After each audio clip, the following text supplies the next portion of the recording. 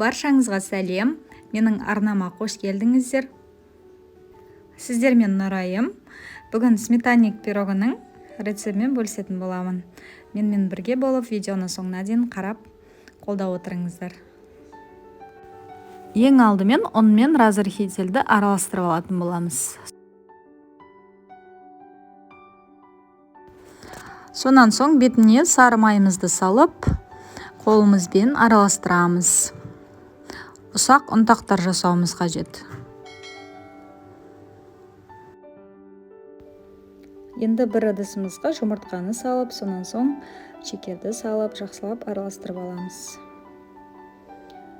Осы араласқан сұйықтығымызды ұнның бетіне қосып, қамыр илейтін боламыз. Қолға жабыспайтын қамыр жасауымыз қажет.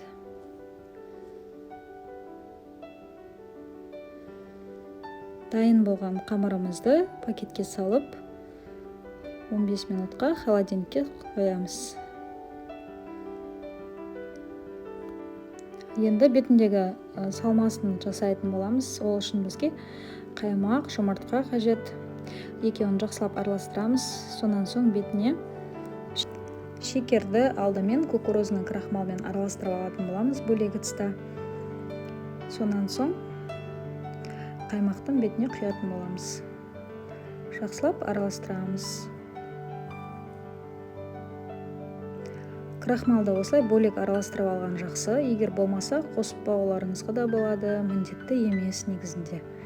Егер қоссаңыздар, өзінің формасын жақсы ұстап тұратын болады. Енді формамыз пергамент бумагымызға дайын болған қамырымызды шығарып, оқтаумен жазып салатын боламыз. Бұл қамыр негізінде, егерде сіздерде дөңгелек форма болатын болса, 24-26 сантиметрлік формаға да жасай беруге болады.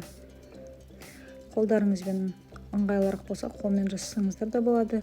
Мен бір тегіс болып шығу үшін осылай оқтауменен жазып салдым.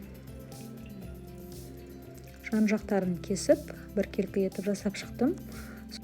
Сонан соң шанышқыменен беттерін тесіп, қаймақты сұйықтығымызды құйдым. Алдын ала қыздырылған пеште 160 градуста 35-40 минут пісіруіміз қажет. Әркімде пеш әртүрлі, сондықтан бақылап қарап отыратын боласыздар. Осымен қаймақты пирогымыз дайын. Өте дәмді болып шықты. Міндетті түрде менің рецептіммен жасап көріңіздер. Сәтті рецепт деп айтсам болады. Үнемі осы рецептпен үйге дайындаймын. Достар, видеоны соңына дейін қарағандарыңызға рахмет. Арнама тіркелмеген болсаңыздар, тіркеліп, қоңыраушаны басып қойыңыздар, лайк басып, комментарий жазып.